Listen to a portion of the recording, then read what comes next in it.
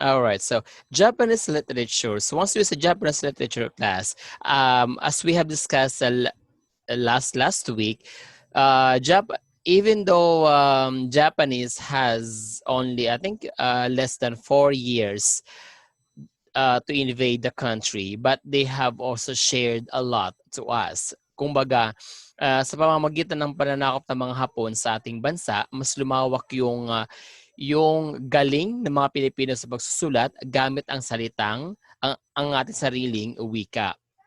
Siya yung biggest contribution na naiambag sa atin ng mga Hapon. So, as we discuss the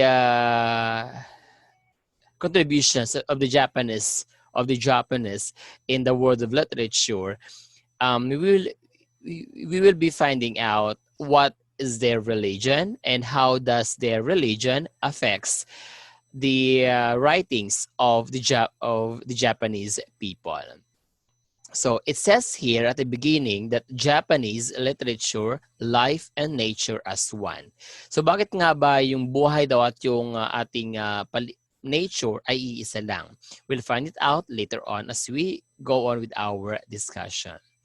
So with this one, just try to search for this movie and try and watch it, okay? I think in Netflix, this is still cannot be found, but I do not know in YouTube if you could be able to search for this movie. Okay. For the Japanese, this is the idea of their lives. Ibig sabihin, kumbaga, ito yung sentro ng buhay ng pagkatao ng mga Hapon. Una, they said, for a Japanese, truth is relative. Once you said relative, ibig sabihin, may karugtong, may kaparehas pag relative, di ba? Halimbawa sa atin, kapag tinanong ka, who is your immediate relatives? Sabihin mo, yung tatay mo, yung nanay mo, yung tito mo, or sino mang kadugo mo. That is relatives. Same thing with the definition of relative in this Japanese life. They said that truth is relative. Ang ibig sabihin lang nun na there is no absolute truth or walang katotohanan na nananatiling totoo. Ang katotohanang malalaman daw ng buhay natin ay maaaring magbago yan bukas o sa mga susunod pang taon ng buhay natin. So, maaari daw magbago lahat ng bagay. Depende kung paano siya magbabago. So, in totality, there is no absolute truth. Walang impormasyon o walang bagay sa mundo na ating ginagalawan na nananatiling totoo hanggang sa matapos ang taon or ang mundo natin. Lahat ng bagay ay nagbabago. Goodness and badness are relative. Same thing, nagbabago din siya because of time. Ano ibig sabihin yan? Ang kabutihan daw at ang kasamaan ay maaari ding magbago. In what way? Si goodness at si badness ay hindi pwedeng mawala. Kumbaga, they create a balance. Diba? So, yung balance na yan, we will have that as we discuss the Chinese literature. But, for the Japanese, goodness and badness creates balance and they are also relative with one another. So, ang ibig sabihin, yung masama ngayon maaaring magbago bukas o sa mga susunod na taon. Yung mabuti ngayon maaaring maging masama bukas o sa mga susunod na araw o taon. So, magbabago siya. So, there is no absolute goodness, there is no absolute badness. Okay? Lahat ay pwedeng magbago. There's a difference about time, clear-cut situation, and moment. Kung sa Tagalog, ano ang ibig sabihin ng time tsaka ng moment? Ang time is yung panahon at yung moment is yung pagkakataon. So sabi dito, meron do pagkakaiba ang panahon at ang pagkakataon. Kasi ang panahon maaaring tumigil, maaaring magpatuloy. Pero ang pagkakataon is isang beses lang siya mangyayari sa buhay mo. Halimbawa, today, Bawa, today, let's say, yung crush mo napansin ka. Pag, oh, let's say, that way. Paglabas nyo ng bahay nyo after ng discussion ni Sir Briez, si crush mo ay napansin ka. So, that is your moment. Kumbaga, siya na yung pagkakataon na hinihintay mo sa buhay mo. Okay? I hope you get that. Again, ang time ay yung panahon na maaaring tumigil, maaaring magpatuloy. Pero ang moments, ito yung pagkakataon ng buhay mo na kailangan mong i-grab as an opportunity. Kumbaga, pagkakataon na hindi mo na kailangan pang palampasin. And we will see how would time in moment express in the Japanese literature. So, itong tatlong to, the truth is relative, goodness and badness are relative, and the difference of time and moment, dito umiikot ang kabuuang buhay ng mga Hapon. At also, dito rin, ito rin ang naging basihan ng Japanese literature. Ngayon, as we continue our discussion, meron lang daw bawat lahi, bawa sa Pilipinas, sa mga India, 'di ba? We have ways of living o yung parang sentro or pamamaraan natin para mabuhay. For the Japanese, they only have 3 ways of living. Una, Japanese aesthetics. Ano ibig sabihin yan? Once you said aesthetics, it refers to beauty. Di ba sa inyong philosophy? Aesthetics means beauty. So it says here that balance in perspectives in beauty. So isa sa mga paraan ng mga Hapon para mabuhay is tingnan ang ganda ng buhay mo base sa iyong perspektibo. Kung ano yung tingin mo sa buhay mo, kailangan mo daw siyang tingnan bilang isang magandang bagay. Or kung pangit naman ang paningin mo sa buhay mo, you need to do something to make your life beautiful. That is Japanese aesthetics.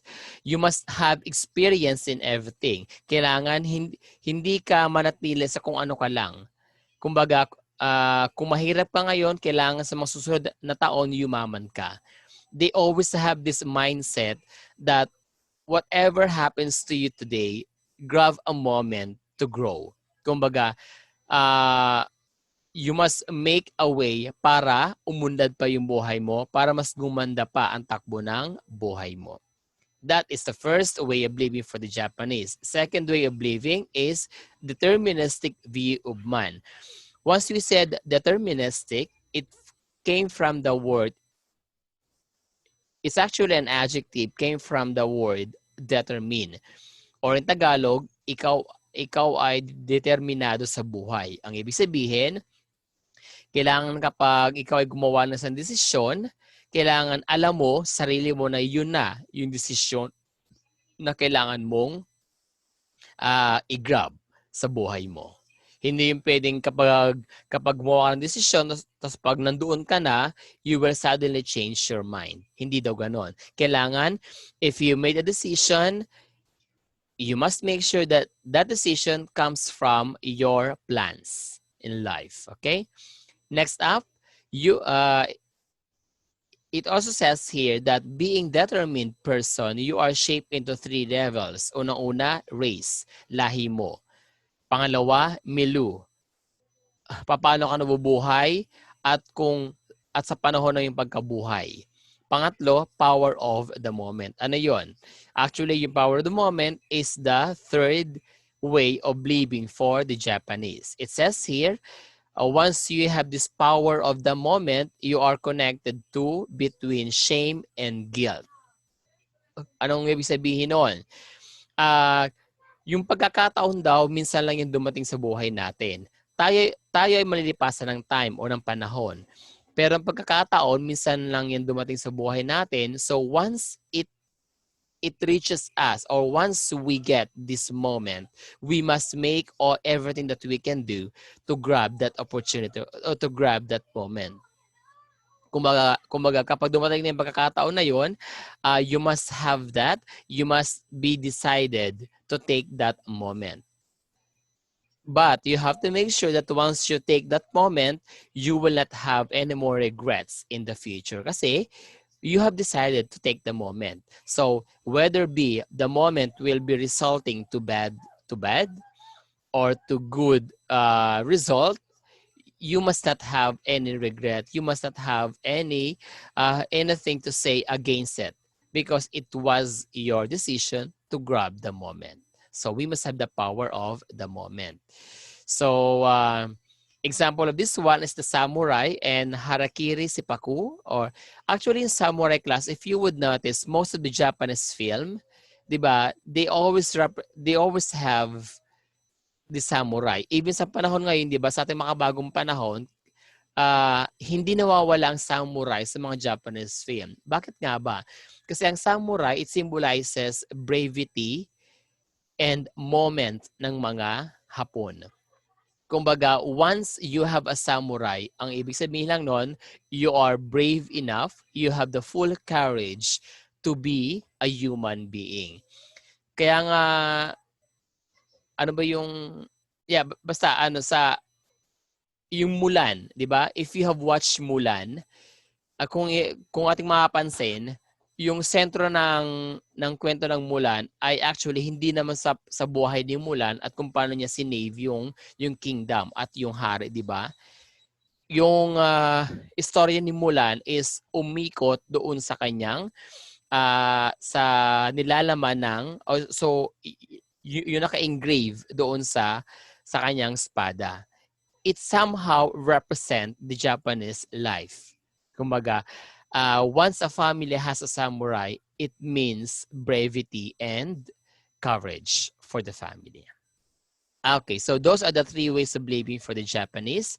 Again, it's ang ganda ng buhay mo, ang pagkagusto mo sa buhay mo or your determination sa buhay mo, at of course, grabbing the moment of your life. Okay, so this one, maybe you have recently watched this. Maybe this is an example of, I think, a manga series. Okay, so basically, class, we have been watching cartoons from the creation of Japanese, di ba? I guess all of us naman ay nakapanood na ng Voltes 5, di ba? It's actually a Japanese creation. Ano pa ba? Hunter x Hunter, di ba? Yung mga men at nen na ginagamit nila kilowa. Tama ba? Kilowa ba yon? That is a Japanese representation. Naruto, di ba? It's a major Japanese creation. Pero bago ang Naruto, actually yung Naruto it has a different we will be having a different discussion on that on the Chinese literature. But for the Japanese, ang mas kilala sa atin ay yung Dragon Ball Z. If you have watched that, di ba? And then kapag sila Sang Goku, parang if they are forcing to create a power, di ba? They are saying this Kami Hami way, di ba? So yung phrase na yun na Kami Hami way, it is not just an expression for them to create a power. But it is actually somehow a summoning technique. Kumbaga, they are summoning the spirits to give them the power. At saan nagagaling yung power na yon? Sa nature. Saan mapunta? Sa kanila. Sa kanila sarili. So once they uttered the Kami-Hami way, ang ibig sabihin, they are summoning the power of the spirits to help them. And yung power of spirits na yun is becoming a power which they are also releasing from from themselves. Actually, as we study for the overall power of the body, actually this was also discussed from if you have read this for those students of humanities and social sciences in the world religion. Ang ating katawan, meron tayong chakra talaga for the Japanese. Yung chakra na yon ay nasa sentro ng ating katawan. Tapos, kapag tayo ay tumawag ng kapangyarihan ng paligid, we call it as the kami or the summoning the kami. Tapos, yung power na yon, kailangan you must have a strong you must have in full energy para yung chakra mo ay gumana. Kumbaga parang yung light bulb, kung walang kung hindi kung wala kang kuryente, hindi iilaw yung light bulb. Same thing with the kami and the chakra. Kung wala kang energy, basically kahit anong summon mo sa spirit of the nature, hindi papasok sa katawan mo yung power. Ganun yung idea ng kami at ng chakra ng mga Japanese. However, what is that kami? It says here that kami is the spirits that roam around the land. So ito yung mga espiritong paniniwalaan ng mga Hapon na paikot-ikot lamang sa ating paligid. At dahil sila paikot-ikot sa ating paligid, you can call them anytime. You can summon them anytime. Yung summon ng tik-tik, di ba?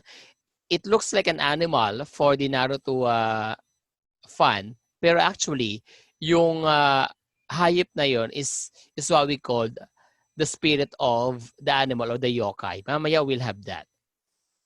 Okay. Tapos, one of the bad spirits na pag-alagala sa mundo din is yung Oni. Oni is a monster or demonic creatures that are represented as ogres or trolls roaming around the earth. Parang as Japanese believe that you become a bad person because of Oni. Next up, ito na, yung yokai. Yokai, this is a class of supernatural monsters, spirits, and demons in Japanese folklore. So, ito siya class, yung sa figure, di ba? They look like a monster or an animals. Siya yung mga yokai. Hindi mo kailangang husgahan yung itsura nila kahit papangit sila as a demons. Kasi may mga yokai na talagang pangit ang itsura. Actually, all yokais ay nakakatakot, sabi ng mga Japanese, sa Japanese folklore. But, you will not know kung mabait o masama yung yokai kung hindi mo sila makakasalamuha. Ganon. So, the only way for you to determine the goodness or if the yokai is good or bad once you mingle or once you have or experience mingling with them or yung makisama sa mga yokai. Okay? I guess you've heard that. The difference of kami. Kami, again, are the spirits of the nature that we always summon. As for the Japanese, Oni, these are the bad demons, the bad spirits that causes us to commit sins. And yokai, these are the supernatural monsters from the Japanese mythology or folklore, which also believe as part of the nature. Okay, let's now move on with the religion. So basically, walang fixed na religion sa Japan. May mga Katoliko, may mga Christians, Katoliko, may kung ano ng relihiyon, pero ang pinakaunang relihiyon talaga na nabuo sa Japanese is yung Shintoism, which is actually until now, on the 21st century, Shintoism religion is still being practiced in Japan. And Shintoism is also part of the 7 world religions of the world. Once you said Shintoism, meaning ito yung daan patungo sa ating Panginoon. Okay, so ang Panginoon nila ay actually ay yung mga spirit sa paligid, which ang tawag nila ay kami. So yung mga espiritu sa paligid na tumutulong sa kanila para sila mabuhay those are the gods which they called as kami. Humans believe that they become kami as they die, thus their attachment to nature. So ang ibig sabihin, maaaring tao rin yung kami. Tapos pag sila namatay, yung kanilang espiritu ay maaaring maging isang kami. Depende kung paano siya nabuhay. But kami are again the gods. So if you could try to think logically, maaari ang mga kami, kung sila ay espiritu ng tao, maaaring sila yung mga mabubuting tao na namatay. Okay? Families build shrines for their kamis to live in. Ano yun? Halimbawa, let's say we are all Japanese, tapos meron kayong isang yung inyong family is nagsamo ng isang kami.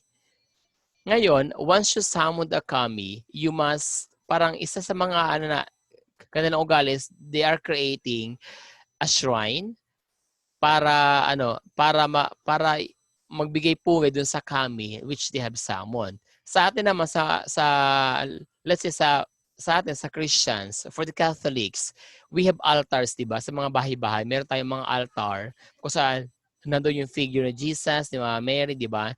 So that idea of the Catholic was also the same as the idea of Shintoism. Pero medyo mas power lang sa Japan kasi they are building shrines. Kung mapapansin nyo, sa mga Japanese, 'di ba, sa mga puno, sa mga dagat, meron parang dalawang tawag doon, kahoy, 'di ba? Yung dalawang kahoy nakapatong tapos meron pang naka-horizontal sa gitna, 'di ba? Yung parang figure na 'yon, if you could visualize, yun ang simbolo kung saan they are summoning or it has the presence of the kami which the person who built that have summoned. Okay? So, in Shintoism, they believe that the sun goddess Amaterasu or Amaterasu. Okay, the sun goddess Amaterasu or Amaterasu is considered as the most important god. Maaring siya, siguro siya yung god of all gods. Or the goddess of all gods and goddesses. Shinto is an optimistic faith, as humans are thought to be fundamentally good and evil is believed to be caused by evil spirits. So for Shintoism, they do not believe na masama ang tao. Lahat daw ng tao ay mabubuti mula nang tayo ay pinanganak. So tayo nagiging masama ayun ay dahil sa ating mga ginagawa o maaring because of onin o yung mga bad spirits sa paligid natin na sumasapi sa katawan natin dahil meron tayo nagawang masama. So, but in totality, walang taong masama. Lahat daw tayo ay mabuti kasi lahat tayo ay part of the nature. So yung buhay natin is part of the nature and since nature is good, so we are also good. Okay. Matsuri. Matsuri is the Japanese festivals to celebrate and honor shrines. Matsuri siguro parang ito na yung mga fiesta, mga festivals, 'di ba? 'Di ba sa atin yung mga fiesta is to honor the saint, 'di ba? Halimbawa, let's say sa amin, sa Bicol, ang aming pesta is June 23. That is to honor, June 24 rather. That is to honor the Saint John the Baptist. Same thing with the Shintoism. However, the fiestas or the feast, they called it as Matsuri or Matsuri. Maiko or Miko. It is a shrine maiden or caretakers that are usually daughters of priest. Okay, so these are built by the priest of the Shintoism religion. Shinto became the main religion in Japan's Meiji period. So during the Meiji period, Shintoism was the religion which actually until now hindi na po nawala ang Shintoism sa Japan because there are still believers or followers of the kami gods or there are still large number of members of Shintoism religion in Japan. Okay? Ito, class. Ito, 'di ba? Maaring bato lang 'yan, pero meron silang nilagay na parang siguro tali ito or what. Tapos 'di ba? Ito yung sa tuktok, ito yung ngayon ang nababanggit ko. That represents the presence of the kami o yung God spirit. Kapag merong ganyan, ibig sabihin, meron diyang Diyos na nanunuluyan. And at parang siya yung pinaka-altar kung saan sumasamba at nananalangin yung mga Shintoist followers sa yung mga Hapon. So, because this altar is in this stone, so they believe na sa paligid ng bato na to ay andito yung spirits where they are praying for. Okay? Oh, here, some prominent tracks are worshipped as kami. Okay, and these are the other informations which we can learn from the Japanese. We have Omamori. Ito siya actually sa mall sa Robinsons Metro East maraming ganto yung sa may gitna, di ba? So these are what they call omamori, or these are said to provide various forms of luck or protection. Parang ano siya, parang pampaswerte. Kung sa mga Chinese, we have what we call yung parang ampaw, di ba? Sa mga Hapon naman, yung kanilang pampaswerte is what they called omamori. Or yes, hindi lang pampaswerte, this is also a protection for them. Oh, here, the word mamori, it means protection. With omamori, it means being sankego, form of the word to protect. So, mamori means protection. Omamori means luck and protection. Swerte at protection. Sa Pilipinas, ano ang ating pampaswerte? Marami. Unang-una, huwag ka raw magwawalis paggabi, palabas ng pintuan. Kasi yung swerte daw lalabas ng bahay. Isa pa lang yun. Ang dami pa. Okay, next one, ofuda. This is a kind of a special paper. Para siyang palentwise.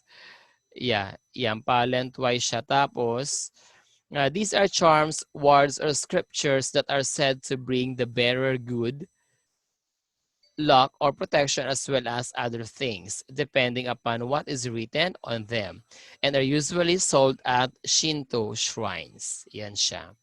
These are what we called the ofuda. Parang din siyang charms din. Next one, we have the kigo. Kigo is, if you would notice, di ba, uso sa mga travelog, sa mga vlog yung sakura flowers, di ba? Yung sa Japan kung saan ito siya, yung mga pink. These are sakura leaves. They call it as the kigo, or yung mismong good nature. Okay. Let's now try to take a look with some of the samples of the Japanese literature, where actually Japanese is famous in haiku. But before that, let's try to take a look with some of the samples of the Japanese literature. We will try to interpret this one. It says here that poverty's child, he starts to grind the rice and gazes at the moon. Poverty's child, he starts to grind the rice and gazes at the moon. Ano ibig sabihin yan? Diyan na papasok yung 3 ways of living ng ating ng Japanese, kung saan you must see the beauty of your life. Kumbaga, maaring the child here shows simplicity.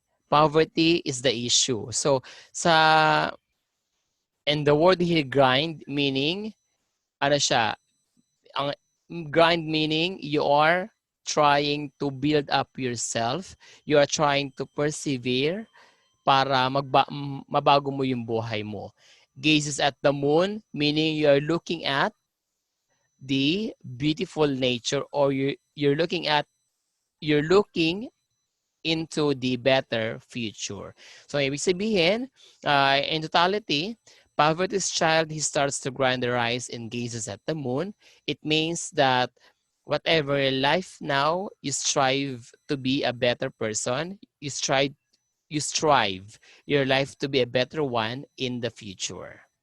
Gumaga, look at always the brighter side. Second example, far off mountain peaks reflected in the eyes, the dragonfly. What does it mean? Once we said mountain, far off mountain peaks, ibig sabihin napakalayo niya. So, ang buhay doon ng tao ay ganun kalayo. Ang ibig sabihin, paano ka mabubuhay kung masyadong malayo ang tingin mo sa sarili mo, or kung masyadong malayo ang tingin mo na umunlad ang buhay mo. So, you must do something para maabot mo yung buhay na hinahangad mo. Dragonfly, for the Japanese, dragonfly represents courage. Pagiging matatag sa buhay. That represents courage. That is why dragonfly is one of the most respected animals in the Japanese nature. And Fuji alone, left unburied by young green leaves. What does it mean? Hindi siya Fuji apple ha. Fuji here means this actually, let's try to relate this into literature. Fuji alone, left unburied by young green leaves.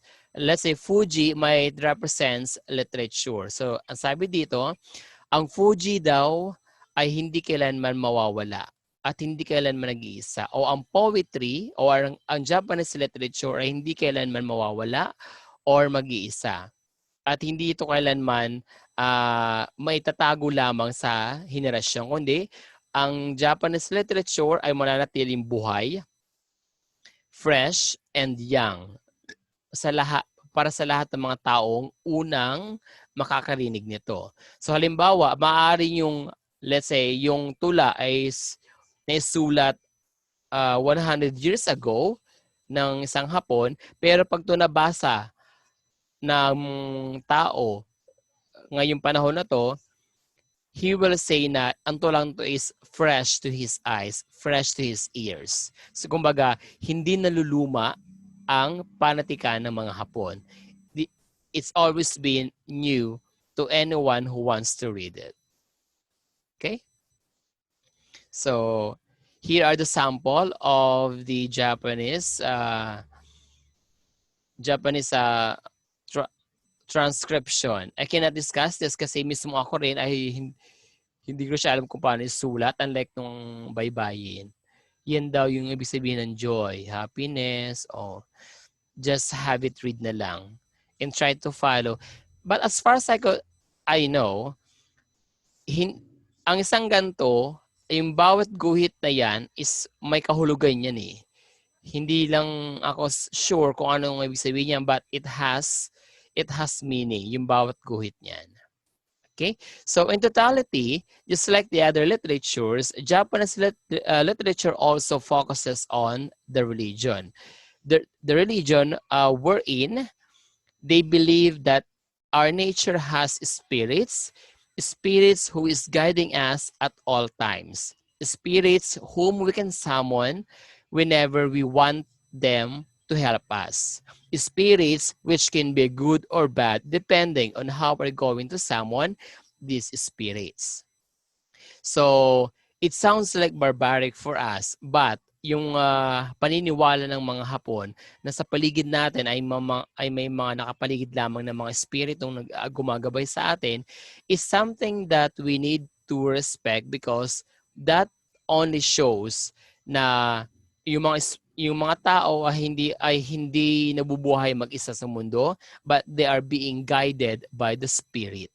So kung sakaling maganda man ang magawa ng isang tao daw, it means that he is being guided by the spirit. Kung sakaling tao man ay may nagawang masama, maybe he was infected by the bad spirit, but there is also a good spirit who will help him renew his life.